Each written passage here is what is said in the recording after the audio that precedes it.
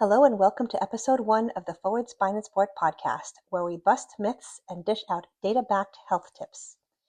In this episode, Brian breaks down the 10% rule of adding mileage, what it is, why it's actually not the best way to build mileage, and what you can do better to stay injury-free as you run. Let's get into it. Hey fam, I'm Dr. Brian Kent, and this is episode 1 of the Forward Spine and Sport podcast. So yes, we are doing this on the fly. So this has been a work in progress for us for quite a while, but we are launching now because of the Boston Marathon season is well underway. And so today's topic has to do with running and the 10% rule of increasing mileage and why generally it doesn't really work. Okay, so you may be wondering, what's the 10% rule? The 10% rule is a general rule of thumb that has been used in the United States specifically for the past 50-ish years. It came out of the jogging boom when people were like, I'm going to get fit. And so people were looking for ways to help prevent injury. And so what this rule says is that you should not increase your running mileage by more than 10% week over week. And frankly, looking back, it might have been like a decent idea and maybe had some merit at the time. But what we have learned is that it lacks nuance completely. So, on many levels, this rule doesn't make any sense. First of all, it really just says, okay, if all things are created equal, then 10% should be fine, right? Everybody should be able to handle 10%. But what that means is that your body is handling 10% of capacity improvement week over week. And we know that from a physiologic process, these things take a lot of time to get used to. And so when you're just starting off and you're going from running once a week to twice a week, that actually technically is more than 10%, or you're going from twice a week to 5 times a week. Again, it lacks nuance. But what we do know is that improving your capacity for stress week over week, 10%, does not work in the long run. It might work for a week, it might work for 2 weeks, it might work for 6 weeks. But if you continue on this path without any consideration for other factors, there is a very strong chance you are going to be hanging out with someone like me, which isn't terrible because I think I'm pretty awesome and I think our team here is pretty awesome and we're damn good at what we do. However, that's not the point of this video. The point of this video is for you to understand that increasing your mileage is a very nuanced thing. And you really need to be considering other factors than just mileage when you are thinking about going into some sort of scheduled training plan. All right, so let's get down to business here. If we're not just considering mileage, what are we considering? Okay, so glasses off, serious business here. What we really need to be talking about here is load capacity or stress capacity. Okay, what does that mean? It means how much will my tissues and my system tolerate as far as repetitive input of stress. Okay, so the tissues we need to be considering are our muscles, our tendons, our bones, our ligaments, and our nerves. Our systems that we need to be considering are our cardiovascular system, our neurologic system, our endocrine system, so hormones and things like that. Because every time you go for a run, guess what? It's not a net plus. It actually is a net minus during and after training. Everyone's like, oh, I'm training, I'm getting faster, I'm getting stronger, I am adapting. Actually, it's the opposite. You are detraining. You are using up energy and you're using up calories and you are putting your systems into a state of stress, which means immediately after training or working out, you are less able to handle more stress. Think about it. If you've ever done like gone for a walk after a long run, it does not feel the same as it did before that long run. You know, walking the dog in the morning, blah, blah, blah, blah, blah. You do your 20 miler, and next thing you know, you're like dragging ass with your golden retriever who's dragging you down the street. And it's because you are adapted in that moment. You are not fitter, you are less fit. And it's because training has a cost and nobody talks about this, right? And so if you go into it with a mindset that it's all net positive, you're going to get yourself potentially into a slightly hazardous system. And so we really need to be thinking about capacity and tolerance, right? And so one of the first ways that we can think about capacity and tolerance or stress capacity would be, what is my baseline? In clinical care, we call this your GPP, your general physical preparedness. That often is referred to, are you a couch to 5K person, or are you someone who was a collegiate athlete, or you have a long history of training?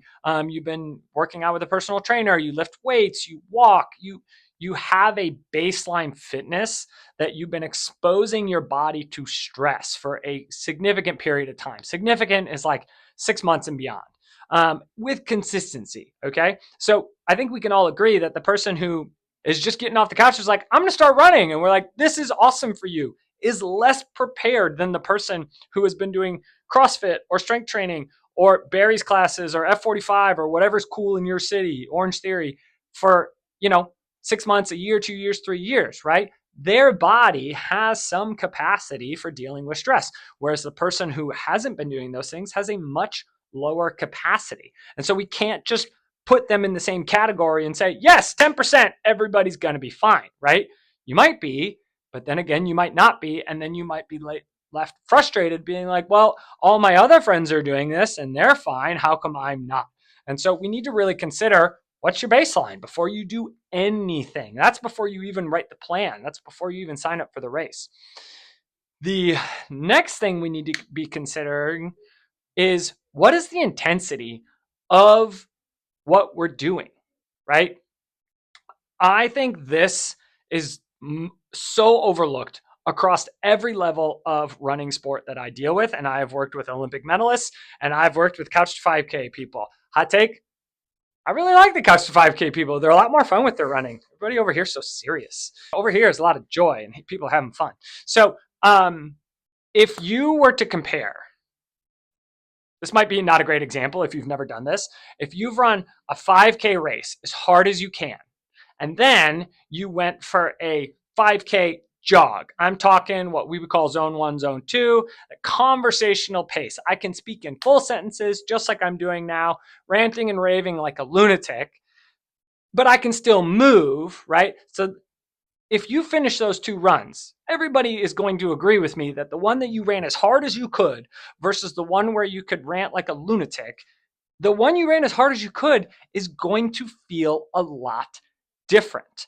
When you just track mileage and you say it's 3 miles and it's 3 miles, guess what? It's not. And so one of the things that we like to consider are basically intensity value points, where we are starting to think about how many points per mile is a certain run worth. A good rule of thumb is that an easy conversational run is 1 point per mile. An all out effort is like 5 points per mile. And so if we consider the difference between a 3 mile run that's easy conversational, that's worth 3 points. Okay. And then we consider the 5K, the 3 mile race, that's worth 5 points per mile. That's worth 15 points versus 3 points. And so you can see very clearly that these are diametrically opposed ways of thinking about this mathematically. And that is to basically illustrate the point that if you are not paying attention to how hard you are training, you might be, from the way we think about it in these kind of intensity value points, is you might be putting in 150, points, quote unquote, of running, whereas your training log, if it's just checking miles, might say you're only doing 40.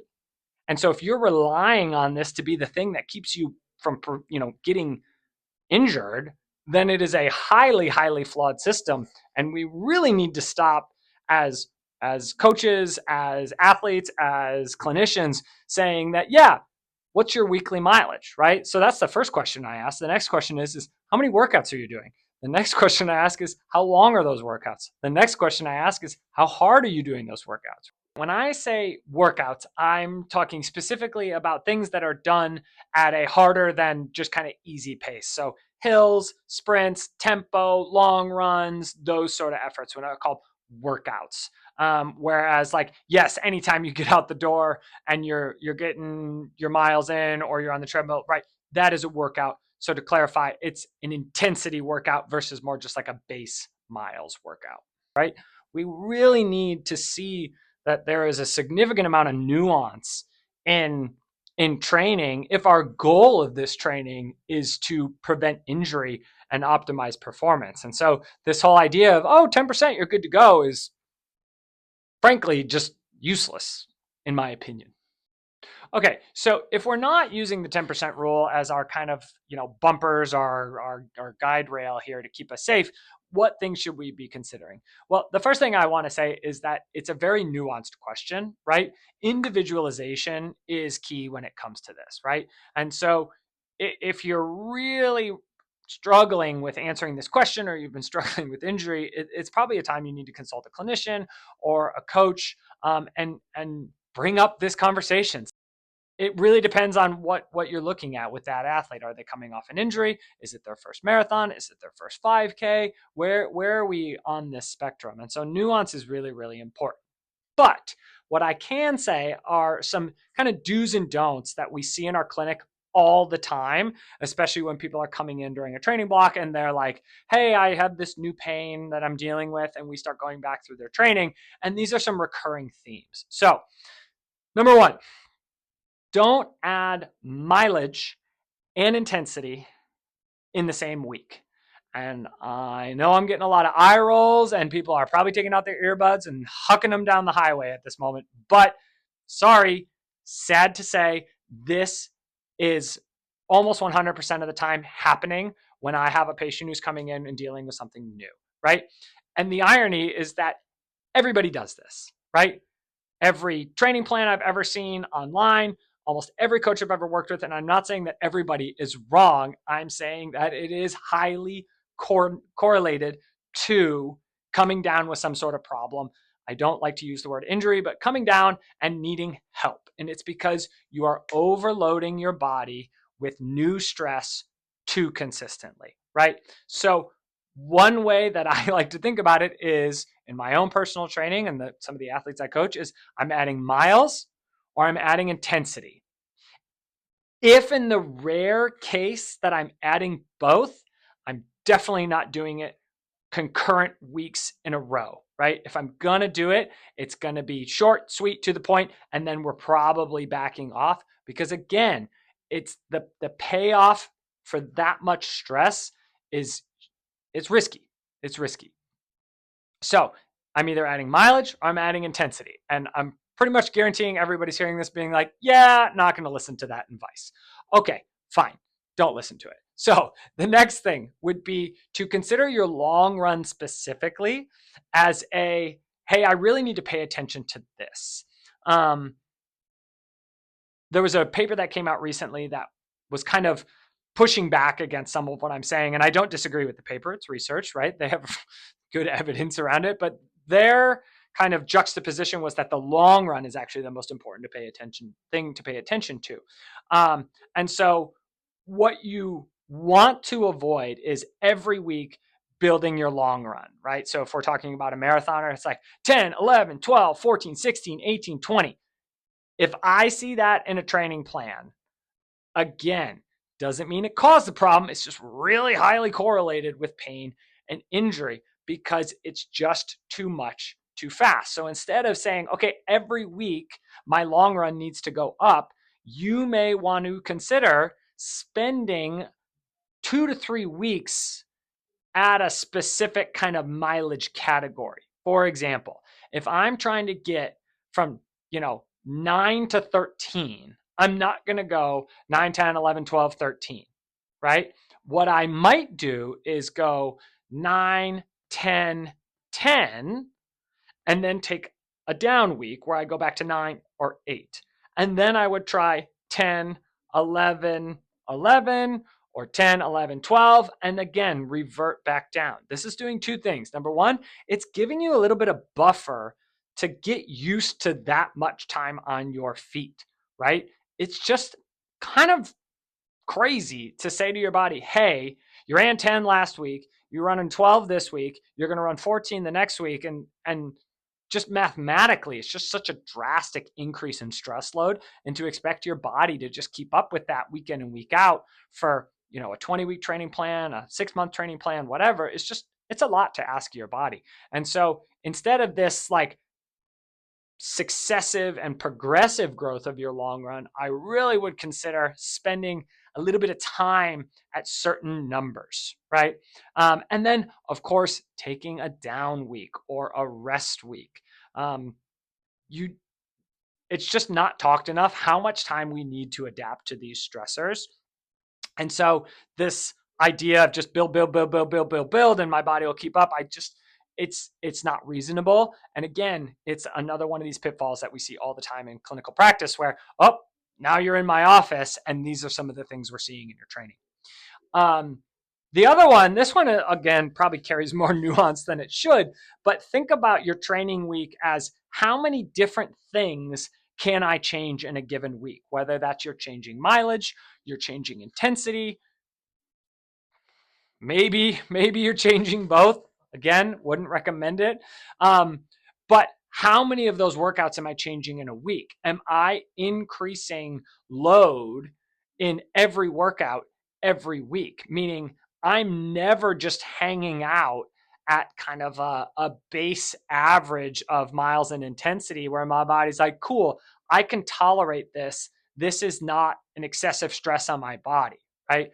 And so I want to make sure that within each week, there are baked in days that I'm tolerating in a way that's not hard to recover from and not gonna, be a really big kind of check I have to write to get through that workout. And so when you're looking at your whole week, how many different things am I changing in a given week? If it's more than two, you may want to kind of take a step back and say, okay, am I going to be able to tolerate this? And I think this goes back to what I said in the beginning is like load and capacity. If you are always loading your tissues, your body, your nervous system that is past your capacity, your chances of injury go way up. And so it's not that I don't want people to train hard or train long or do those things. It's I want you to understand that you have to give yourself time. And time is something we don't really like to consider because we put a goal on the calendar and like, it's go time. I'm going to do whatever it takes. And for some people that works and for some people that doesn't. And so these are just a couple things that you should keep in mind when you are kind of taking that stock training plan offline, or you're even getting a training plan from a coach. Send them this podcast and say, hey, should we consider any of these things? Again, it's not a matter of being right or wrong. It's a matter of being nuanced and getting what you need to be successful for whatever it is you're training for. Okay, so what's the final takeaway from this? Well, the one thing I do want to say is that I don't want this to be discouraging about your training. What I will say is that I think the human body's capacity for adaptation is nearly limitless. I have people all the time who say, oh, I could never run a 5K. I could never run a half marathon. And the reality is if you give yourself the right amount of time, the right tools, and the right team around you and the right information, the human body is so adaptable. It can do just absolutely incredible things. And at the same time, we need to be aware that it has needs, physical needs that need to be met that, you know, outweigh our desire for meeting those goals, right? And so it's very much we need to take a step back and look at this from that 30,000 foot view and say, will I tolerate this and will I adapt to this? And if it could be the best training plan in the world with the best coach in the world, but if you're not going to tolerate it's all going to be for naught, right? And so this is just kind of some level setting that I think really needs to be talked about more in the running community. There's 110 million podcasts about pushing past your limits and being tougher than you think you are, and all those things are true in some capacity, but we also have to take into consideration that we do have limits, and we do need to be respectful of those limits, and we do need to be able to listen to our body. Otherwise, the joy of running can really get sucked away very quickly from pain and injury, and it can go from a very joyful thing to a very costly and emotionally draining thing. And we just want what's best for you. We want you to have a positive experience with your running and your movement and your relationship to those things. And these are just some of the things that we see in clinical practice that we think could help you. Okay, so 3 takeaways from today's episode. Number 1, the 10% rule kind of sucks. Any rule of thumb kind of sucks, but it's definitely not going to work in this situation. Number 2, you need to consider the load and the capacity of the system to tolerate that load. If you go over it a little bit, okay. If you go over it a lot, not so good. If you go over it a lot all the time, recipe for failure in that one, right? Hate to be a Debbie Downer, but that's just the reality of it. And number 3, not all runs are created the same, so you cannot count them the same. You have to consider intensity. Okay? That's all I got. Happy running out there. So if you have any questions, comments, concerns, hit us up.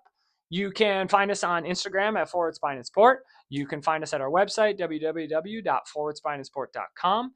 And if you have any questions, you know how to reach us. Thanks for listening to the Forward Spine and Sport podcast. If this episode has been helpful, send it to a friend, subscribe to our feed, or find us on social media at Forward Spine and Sport. If you're in the Boston area and you need some help, come see us. We're here for you.